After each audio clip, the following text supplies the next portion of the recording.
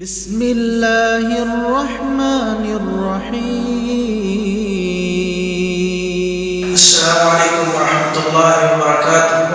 السلام. إن الحمد لله الذي هدانا لهذا وما كنا لنهتدي لولا أن هدانا الله. قال الله تبارك وتعالى: أعوذ بالله من الشيطان الرجيم.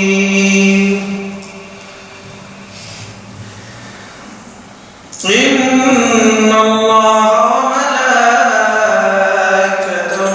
يصلون على النبي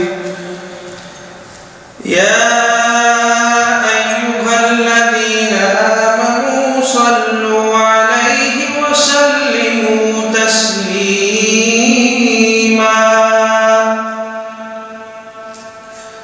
اللهم صل على محمد وعلى آل محمد كما صليت على إبراهيم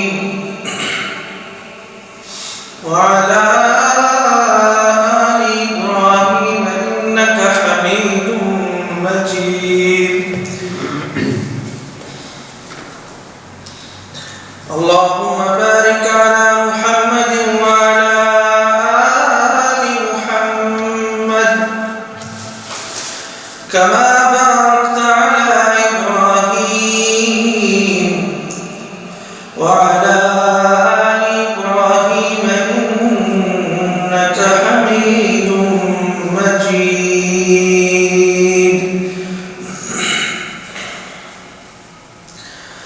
اللهم انفعنا بما علمتنا وعلمنا ما ينفعنا وزدنا علما. سبحانك لا علم لنا إلا ما علمتنا إنك أنت العليم الحكيم.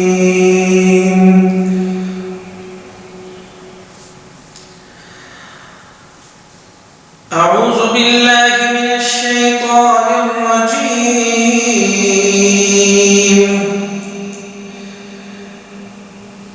بسم الله الرحمن الرحيم.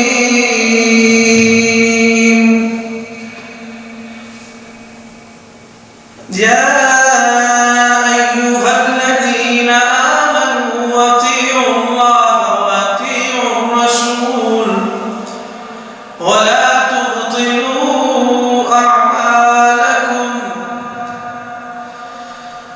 سبحان ربك رب العزة عما يصفون وسلام على المرسلين والحمد لله رب العالمين.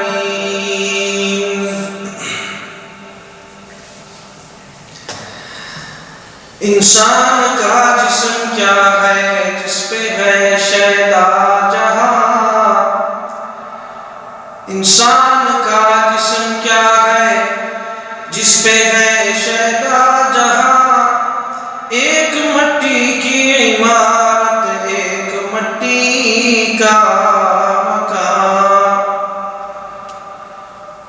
خون کا گارا ہے جسم اس کا اینٹیں ہیں ہڈیاں. چند سانسوں پہ کھڑا ہے خیالی آسمان. موت کی پرزور آندھی اس سے جب ٹکرائے گی دیکھ لینا یہ عمارت ٹوٹ کر گر جائے گی.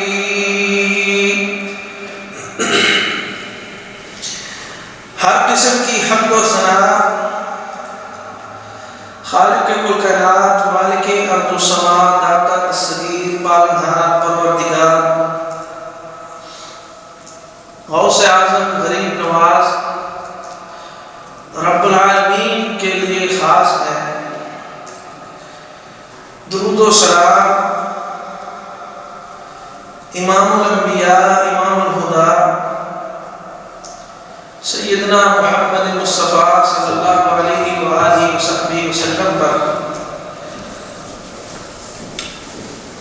حمد و ثنا اور درود و سلام کے بعد اللہ مالک کا بڑا کرم اور فضل اور احسان ہے کہ اس نے ہمیں توفیق بخشی ہے، استطاعت سے نوازا ہے، قوت سے نوازا ہے، ہمیں یہ ہمت اور جذبے سے نوازا ہے کہ ہم اللہ کے دین کے لیے آپ کے بیٹھے ہیں، سن رہے ہیں۔ یہ اس ذات کا کرم ہے کہ جس نے ہمیں ہدایت کی نعمت سے مالا مال کیا ہے۔ اللہ کی جتنی تعریفیں کریں کم ہے۔ رب کریم کے بہت بڑے احسانات ہیں۔ انسان رب رحمان کی طرف تھوڑا ہی شکر کر لے، اللہ رب العالمین اس کے لیے اپنی رحمت کے دروازے کھول دیتے ہیں۔ رب کی رحمت وسیع ہے۔ رب تعالی کی رحمت کے دروازے اس انسان کے لیے بہت کھلے ہوئے ہیں، بہت زیادہ ہے، جو انسان رب رحمان کی طرف بڑھتا ہے، چلتا ہے، تلاش کرتا ہے، ہدایت کو دیکھتا ہے، عمل کو دیکھتا ہے، عمل کرتا ہے، دوسروں کو ترغیب دلاتا ہے، دعائیں کرتا ہے، سجود کرتا ہے، رکوع کرتا ہے، رب سے گڑ گڑاتا ہے، مانگتا ہے، استغفار کرتا ہے، توبہ کرتا ہے، دعائیں کرتا ہے، التجائیں کرتا ہے، ذکر اذکار کرتا ہے، شکرانے نوافل، اور یہ اللہ تعالیٰ کی حمد بجا لاتا ہے۔ ایسے انسان کے لیے رب رحمان نے بہت عظیم اپنی نعمتیں اور بہت زیادہ برکتوں کے دروازے، رحمتوں کے دروازے کھول رکھے ہیں۔ ہمیں غور کرنا چاہیے۔ ہمارے پاس رب کریم کی بہت زیادہ نعمتیں ہیں، جن میں سے ایک نعمت جو ہے وہ قرآن مجید بھی ہے، جو ہماری ہدایت کے لیے اللہ تعالیٰ نے بھیجی ہے۔ قرآن حکیم کے اندر رب العالمین نے بیان فرمایا ہے،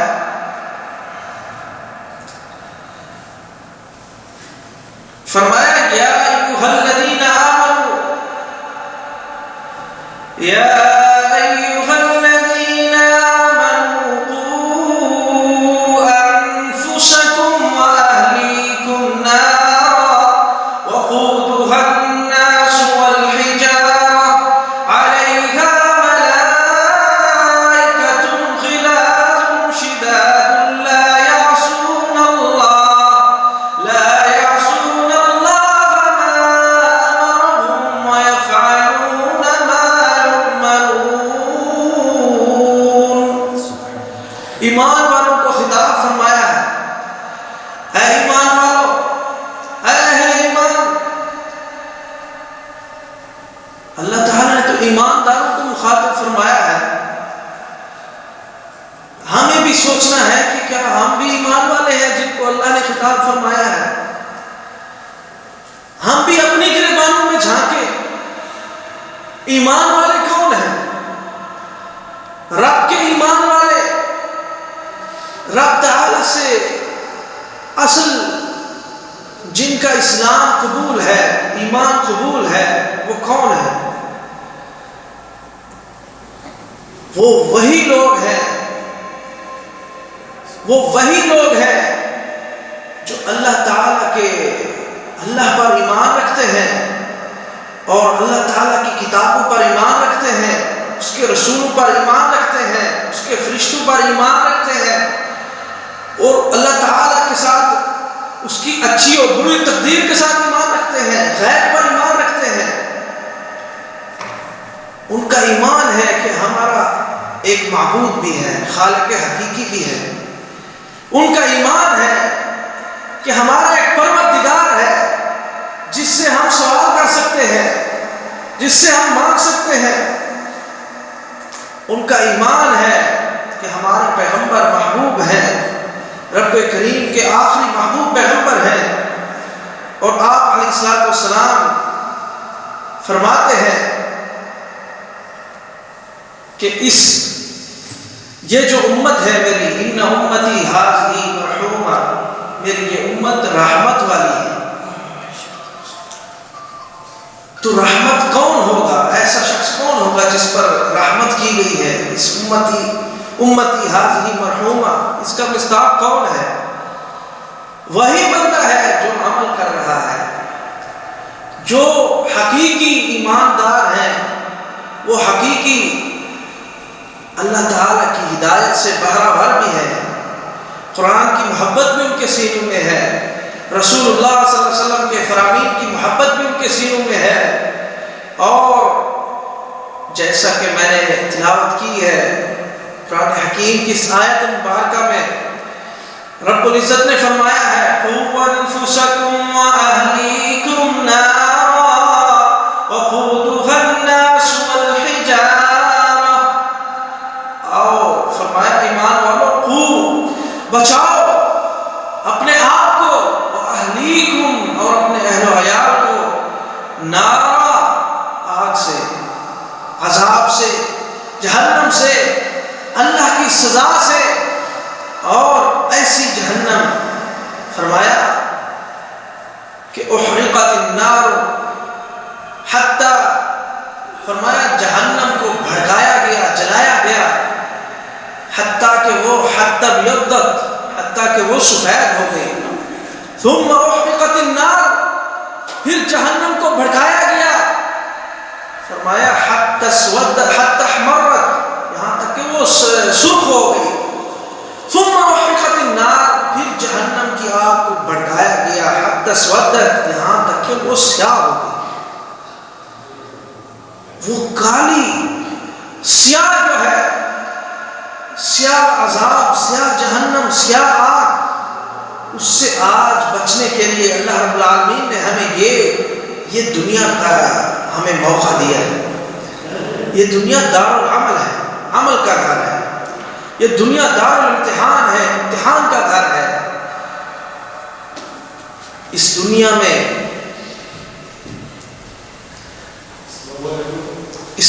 اگر رہنا ہے تو اس امتحان کو آپ نے پاس کرنا ہے، یہی ہماری زندگی کا اصل مقصد ہے۔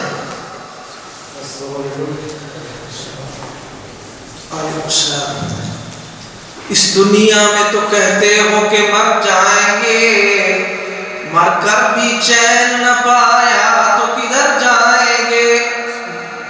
دنیا کے اندر رہتے ہوئے انسان کہتا ہے کہ چلا جاؤں گا، یہ دنیا ہے، یہ فانی ہے، اس کے ذہن میں کیا نہیں ہے؟ دنیا کے خواب موجود ہیں، اس کو لالچ موجود ہے، اس کو طمع موجود ہے، اس کے پاس ہر قسم کی فکر موجود ہے، لیکن یہ دنیا سے جب چلا جاتا ہے کہ اس کو فکر ہے کہ اس کے بعد کا کیا ہوگا اس کے ساتھ، اس کے بعد اس کے پاس سوال ہوں گے، اور وہ پرچہ آؤٹ ہو چکا ہے جو سوال قبر میں ہونا ہے۔ من ربک، من نبیک، ما دینک، تین سوال جو قبر میں ہونے ہیں کہ آپ کا رب کون ہے۔ دیکھیں پرچہ آؤٹ اللہ تعالیٰ نے کر دیا ہے، حدیث میں آتا ہے، ہمیں وحی سے پتہ چل رہا ہے ہمارا امتحان کس چیز کا ہوگا، یہ ہمیں پتہ چل رہا ہے کہ تیرا رب کون ہے، تیرا دین کیا ہے، تیرا نبی کون ہے۔ دیکھیے اتنی بڑی عظیم جو جس کے بارے میں ہم سے سوال کیا جانا ہے، اور وہ بھی ہماری وفات کے بعد، وہ ہمیں دنیا میں بتلایا گیا تاکہ ہم عمل کی طرف راغب ہوں، ہماری زندگی کا ایک ایک لمحہ قیمتی ہو۔ اللہ تبارک و تعالی نے بات کہیں اور نہ چلی جائے. میں بیان کر رہا تھا قوا انفسکم واہلیکم نارا، اپنے آپ کو اور اپنے اہل و عیال کو جہنم سے بچاؤ.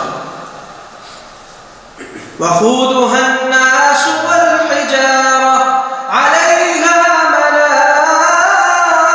ملائكة غلاظ شداد لا يعصون الله ما أمرهم ويفعلون ما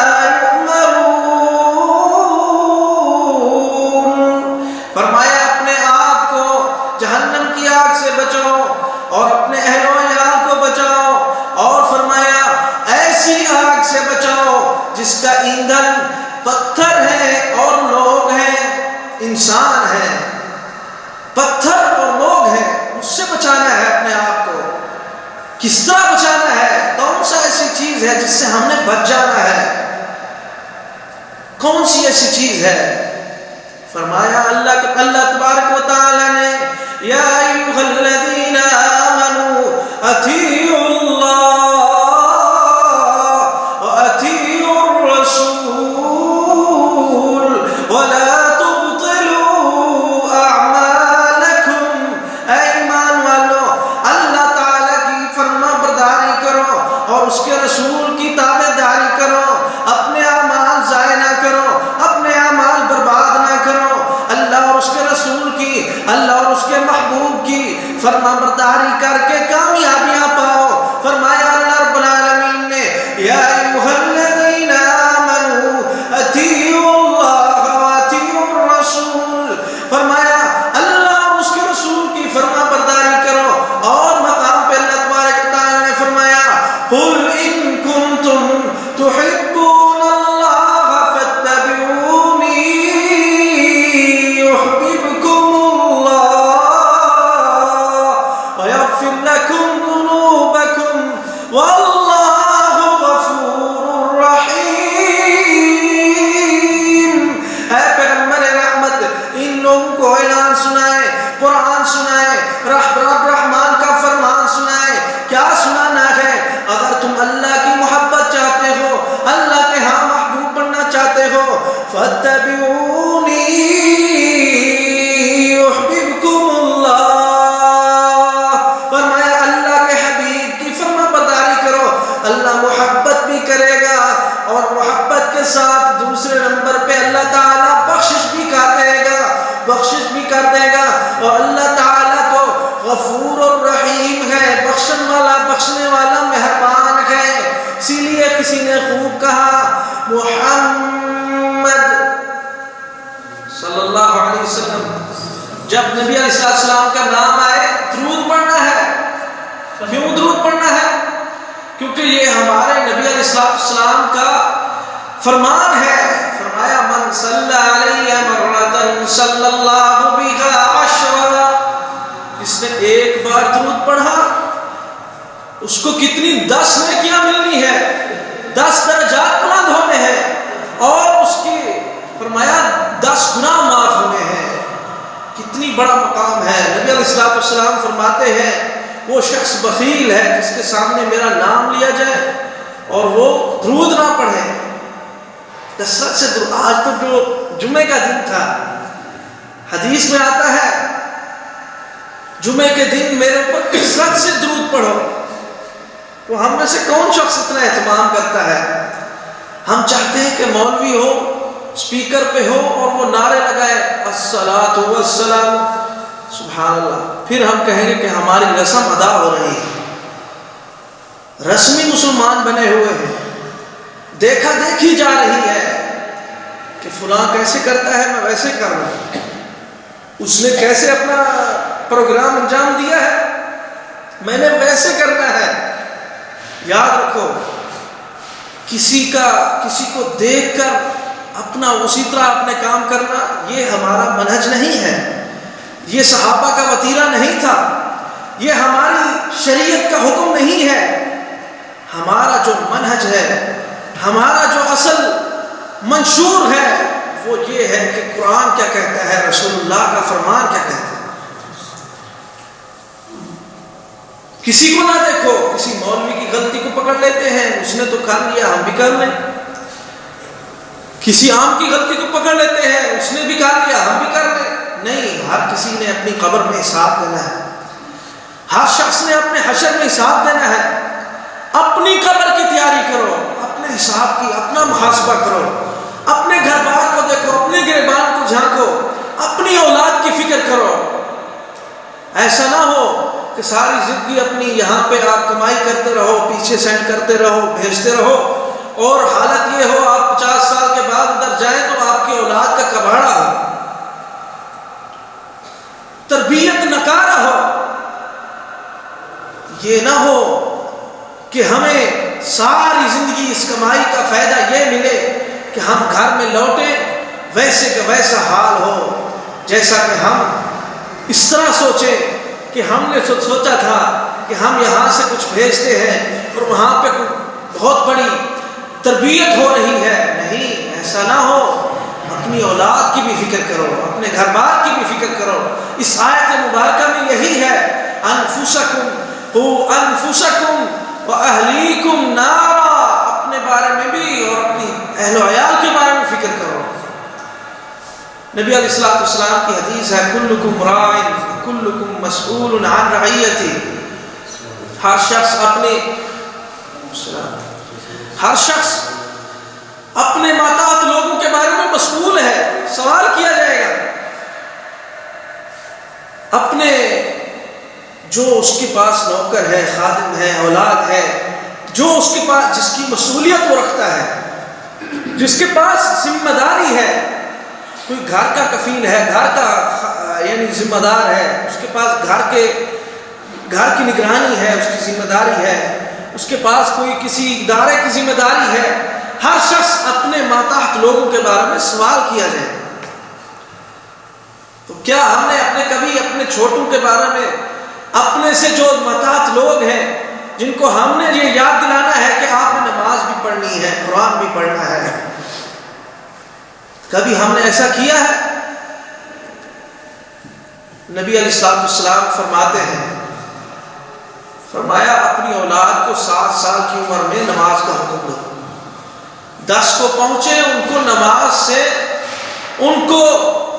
نماز کا حکم دو، اور اگر وہ نماز 10 سال کو پہنچتے ہیں ان کو بستر سے بھی الگ کرو، نماز نہ پڑھے تو ان کو مارو، ادب کی خاطر، تربیت کی خاطر، تاکہ ان کی عادت بن جائے۔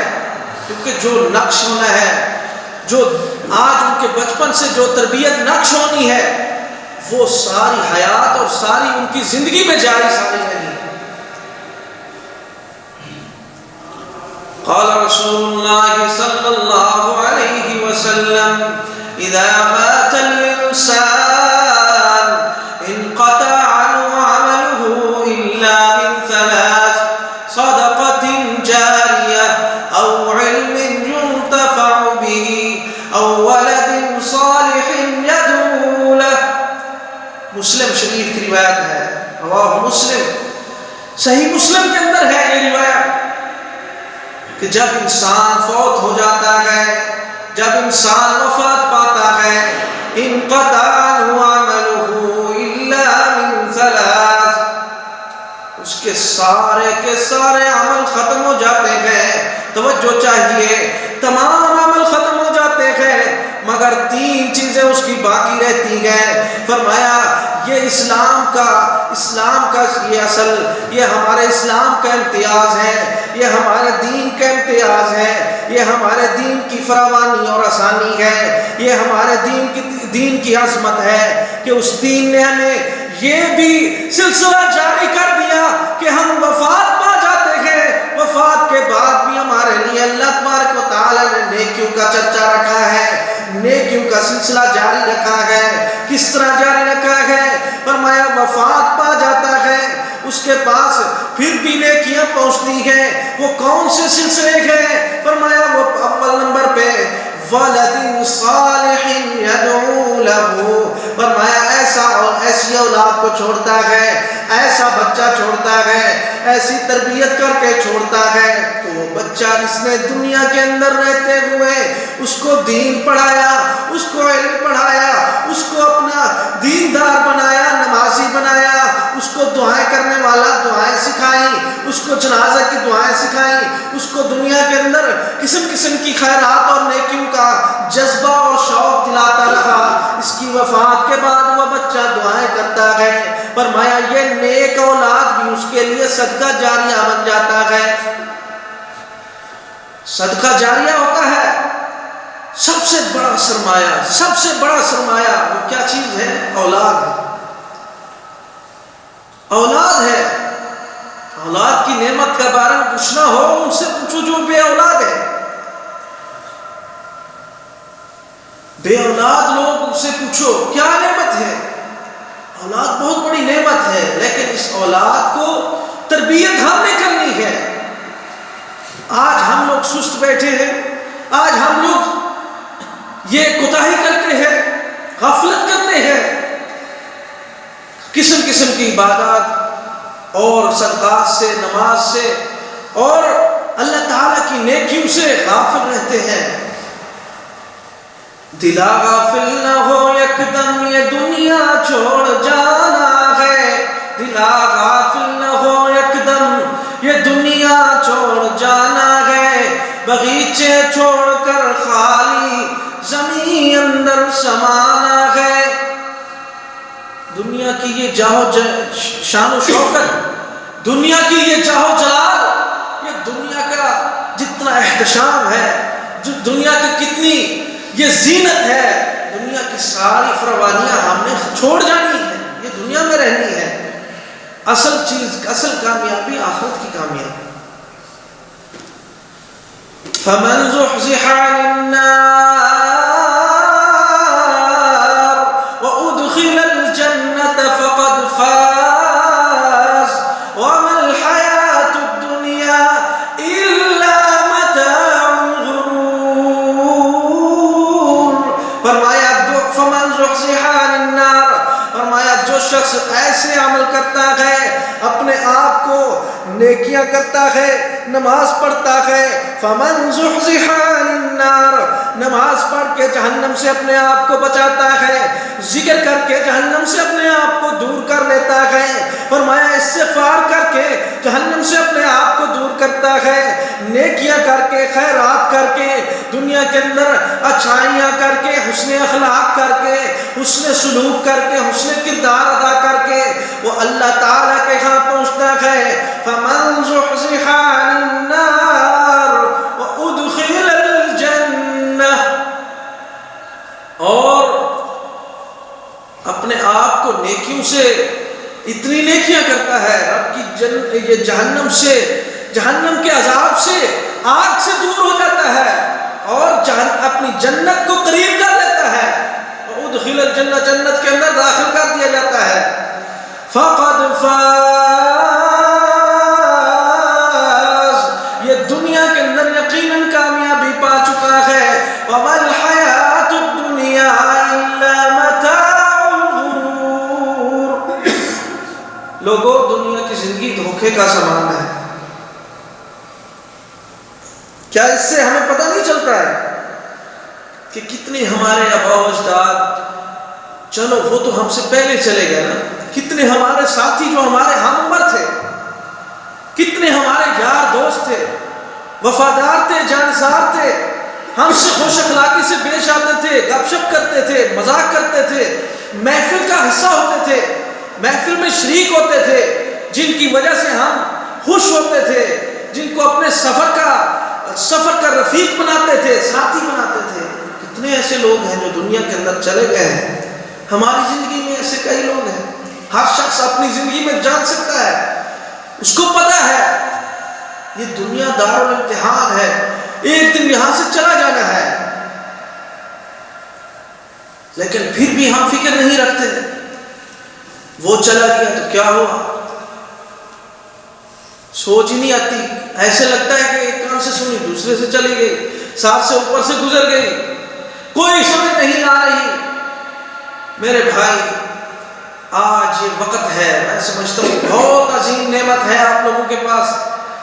ہمارے جو پردیس میں بھائی رہتے ہیں ان میں اکثر لوگ اپنے وطن میں اتنی دعائیں اور اتنی دین نہیں سیکھتے جتنی یہاں آ کے سیکھ جاتے ہیں.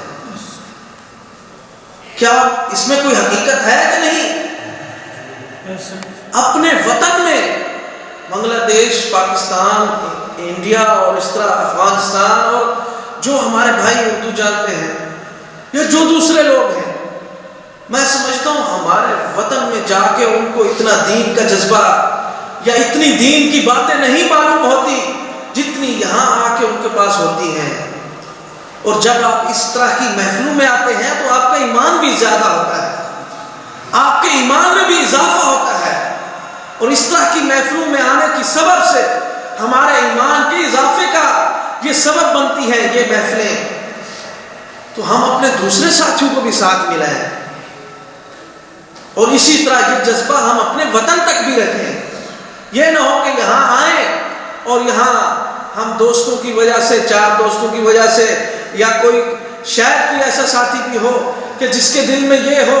ہمارے بعض ایسے دوست ہیں، ایک ساتھی ہمارا آیا ادھر بریدہ کے اندر 40 سال 30 سال تقریباً وہ لگا کے گیا، ابھی تو چلا گیا ہے. اس نے بتایا تھا کہ میں شروع میں خبیب جالیات میں اس لیے آتا تھا کہ میں چلو ایک ٹائم کی بریانی تو کھا لوں گا. شروع میں اس کا کیا ذہن تھا، لیکن آخر میں جب 30-35 سال میں ابھی چند ماہ ہوئے ہو گیا ہے تو وہ کہتا ہے کہ آج میں وہ ہو کر جا رہا ہوں جو مجھے وطن میں نہیں ملنا تھا. اتنی دین کی باتیں اس کے پاس آئیں، اس کا عقیدہ صحیح ہوا، وہ قبر پرستی سے دور ہو گیا، وہ دنیا کے اندر شرک بدعات سے دور ہو گیا اور اپنے رب کی ہدایت اور اس ہدایت کے مل جانے کے بعد بہت بڑا شکر گزار ہے. کتنی بڑی نعمت ہے، لیکن ہم لوگ قدر نہیں کرتے. یہ بھی ایک اللہ تعالیٰ نے ہمیں فرصت دی ہے، ہمیں لمحہ اور موقع عطا فرمایا ہے. رب العالمین نے قرآن حکیم کے اندر ایک اور مقام پہ بیان فرمایا ہے. فرمایا وَمَن يُطِعِ اللَّهَ وَالرَّسُولَ فَأُولَٰئِكَ مَعَ الَّذِينَ أَنْعَمَ اللَّهُ عَلَيْهِم مِّنَ النَّبِيِّينَ وَالصِّدِّيقِينَ وَالشُّهَدَاءِ وَالصَّالِحِينَ وَحَسُنَ أُولَٰئِكَ رَفِيقًا.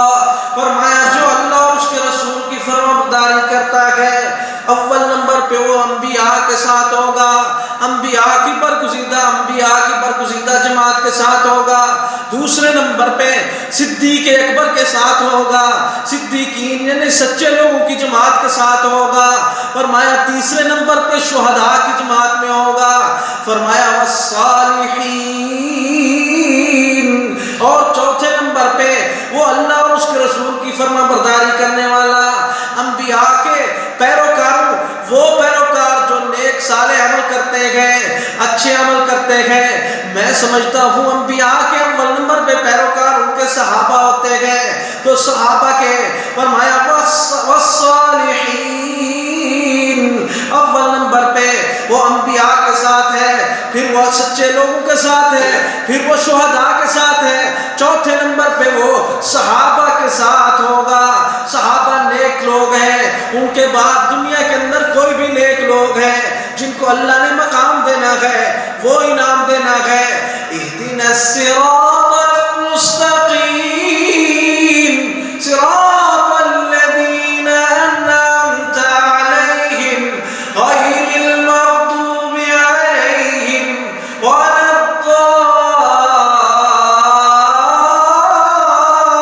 الضالین.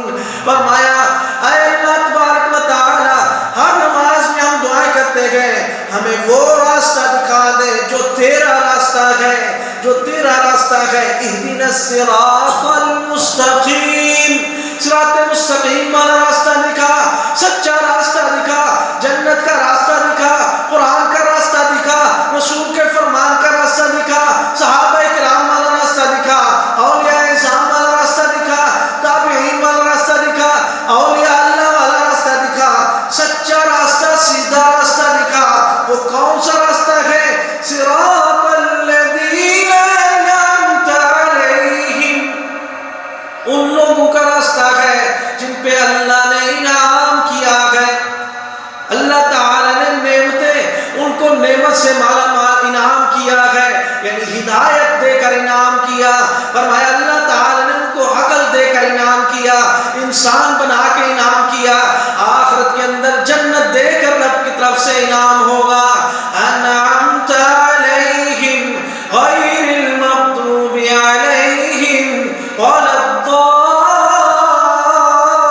الضالین۔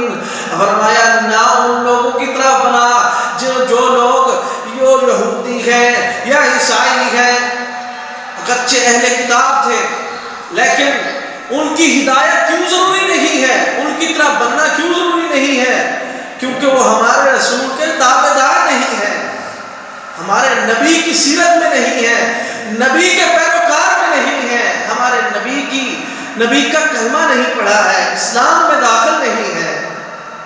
تو جب ہم اسلام میں داخل ہیں، ہم بڑے دعوے دار ہوتے ہیں، اور خاص طور پہ جب حاجی صاحب ادھر سے جاتے ہیں اپنے وطن میں، دوسرے جماعت جو دوسری لوگ ہیں وہ سمجھتے ہیں کہ یہ ہمارے بہت بڑے بزرگ ہیں، یہ مکہ مدینہ سے آئے ہیں، بہت زیادہ نمازیں پڑھی ہوں گی، حج اور عمرے کیے ہوں گے، لیکن حالت یہ ہوتی ہے وہ حاجی صاحب کے دل کو پتہ ہوتا ہے، حاجی صاحب کو دل میں پتہ ہے کہ میں کس طرح رہا ہوں اپنے غرفے کے اندر سو سو کر غفلت کی نیندیں۔ فرمایا یہ حاجی صاحب کو دنیا حسن زن سے دیکھتی ہے، لیکن اس کو چاہیے کہ اپنا لوگوں کا اعتماد بھی برقرار رکھے، لوگوں کا حسن زن بھی برقرار رہے، رب کے ساتھ ایسا معاملہ چلائے کہ جس طرح یہ لوگوں سے ڈرتا ہے، لوگوں کو مزین اپنے آپ کو دکھاتا ہے، لوگوں کو خوبصورت کر کے دکھاتا ہے، اسی طرح اپنے رب کے ہاں بھی خوبصورت رہے۔ لوگوں سے تو شرم کرتے ہو، اللہ سے شرم نہیں آتی، لوگوں سے حیا کرتے ہو، اللہ سے حیا نہیں آتی۔ کتنے ایسے لوگ ہیں کمرے میں بیٹھیں گے، جواب دیکھیں گے، موبائل دیکھیں گے، ان کو پتہ ہے کہ غلط چیز ہے، دیکھیں گے نا، کوئی نہیں ہے، دیکھ رہے ہیں، لیکن جیسے ہی کوئی کہیں کھڑکی کی کوئی آواز آئی، کوئی اور آواز آئی، ان کو ڈر لگتا ہے کہ کہیں ہم پہ کوئی دیکھنے والا تو نہیں پہنچ گیا۔ وہ اس خوف کی وجہ سے فوراً اپنا عمل جو جاری کر رہے تھے، جو موبائل دیکھ رہے تھے، چھوڑ دیتے ہیں۔ اس کا مطلب یہ مخلوق سے ڈرتا ہے، اپنے یہ مخلوق سے حیا کر رہا ہے، مخلوق سے اپنا پردہ پوشی کر رہا ہے، لیکن اس رب سے کیوں نہیں حیا کرتا جس مالک نے اس کو بنایا ہے، اس کو پیدا کیا ہے، زمین و آسمان کو بنایا ہے، اس کو نعمتوں سے مالا مال کیا ہے۔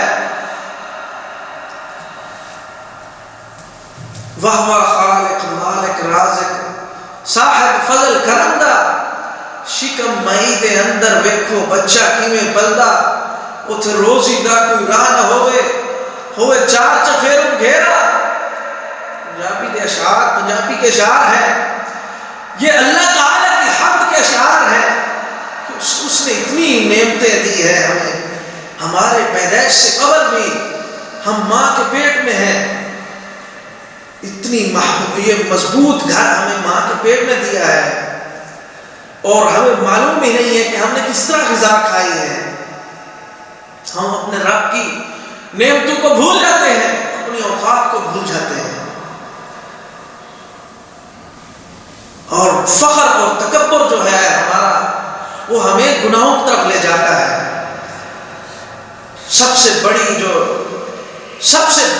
گناہ کی وجہ ہے وہ انسان کے اندر انا ہوتی ہے، تکبر ہوتا ہے، ضد ہوتی ہے، غصہ ہوتا ہے، یہ انسان کو گناہ کی طرف لے جاتا ہے۔ اور غصہ ایسی چیز ہے جو انسان کو انسان کی جسمانی مرض بھی لاحق کرتا ہے اور اس کو دنیا اور آخرت کے اندر بھی اس کو بیمار کر دیتا ہے. آخرت میں بھی انسان ایسی مریض حالت میں ہوتا ہے کہ رب کے ہاں گناہ کا انبار ہوتا ہے. کیونکہ جب غصہ کرتا ہے، غصہ کسی ایک بندے سے ہے، اس مسجد کو چھوڑ دیتا ہے، گھر میں نمازیں پڑھتا ہے، کتنی اس کی اجر کم ہو گیا ہے. ایک بندے کو کسی شخص کی وجہ سے مسجد کا قصور نہیں ہے. ہمارے لوگ ایسے کرتے ہیں، قاری صاحب کی کوئی غلطی پکڑ لی، کسی ایک بابے کی غلطی پکڑ لی، ہم نے اس جماعت کو چھوڑ دیا. دین کا کیا قصور ہے؟ مسجد کا کیا قصور ہے بھائی؟ عمل کیوں نہیں کرتے؟ وَأَنَّ الْمَسَاجِدَ لِلَّهِ فَلَا تَدْعُوا مَعَ اللَّهِ أَحَدًا.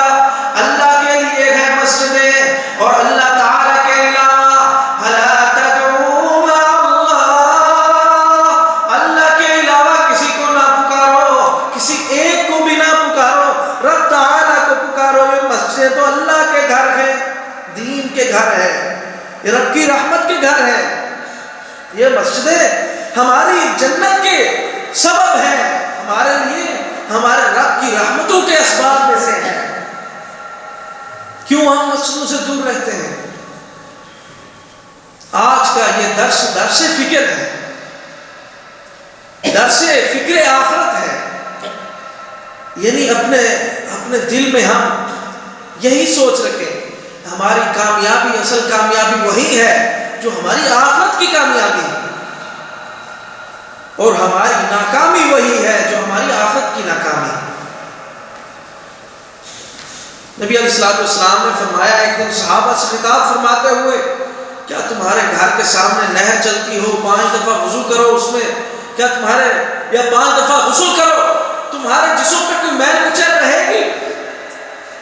صحابہ سے سوال کیا، صحابہ نے فرمایا امکان ہی نہیں ہے، یہ تو ممکن نہیں ہے، یہ محال ہے، مشکل ہے، ناممکن ہے کہ کوئی چیز رہے.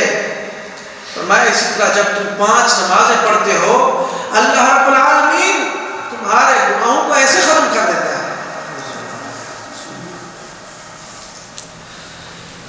تو کیوں نہ آج ہم عہد کریں، یہ اللہ کا گھر ہے، مسجد ہے، ہم عہد کریں کہ ہم اپنے رب کے حضور، اس کی جو زندگی کا اصل مقصد ہے وہ کیا ہے؟ اللہ کی اطاعت ہے، بندگی ہے، فرما برداری ہے، رسول اللہ کی فرما برداری ہے. یہ زندگی کا مقصد ہے. تو اس مقصد کو سمجھیں اور اسی مقصد پہ ہی ہماری وفات ہو، ایمان کے ساتھ، اسلام کے ساتھ. آخری خلاصہ پیش کرتا ہوں، اپنی بات کو ختم کرتا ہوں. انسان کا جسم کیا ہے؟ رب العالمین احکم الحاکمین نے قرآن حکیم کے اندر بیان فرمایا، وَمَا خَلَقْتُ الْجِنَّ وَالْإِنسَ إِلَّا لِيَعْبُدُونَ، کہ انسان اور جن جو ہے میری بندگی کے لیے بنائے گئے ہیں.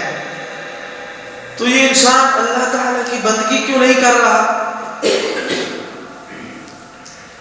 بندگی کے لیے بنایا گیا ہے، لیکن یہ بندگی کو بھول چکا ہے. عقل بھی موجود ہے، اس کے پاس صلاحیت بھی ہے، پاؤں بھی ہیں، ہاتھ بھی ہیں، اس کے پاس زبان بھی ہے، ذکر کے لیے الفاظ بھی ادا کر سکتا ہے، پڑھ بھی سکتا ہے، ہاتھوں سے کتاب کو اٹھا بھی سکتا ہے، کھول بھی سکتا ہے، مسجد کی طرف چل کے آ بھی سکتا ہے، نعمتیں بھی موجود ہیں. لیکن پھر بھی یہ اللہ کی نعمتوں سے غافل ہے. اس کے لیے تو رسوائی ہوگی، کیونکہ اس نے اپنے لیے خود اپنے آپ کو رسوائی کی طرف کھینچا ہے. اسی لیے کوشش کرو کہ رب کی بندگی کرو، اللہ کی عبادت کرو. زندگی برائے بندگی، یہی خلاصہ ہے. زندگی آمد برائے بندگی، زندگی بے بندگی شرمندگی. تم کو شکوہ ہے یہ مدعا ملتا نہیں،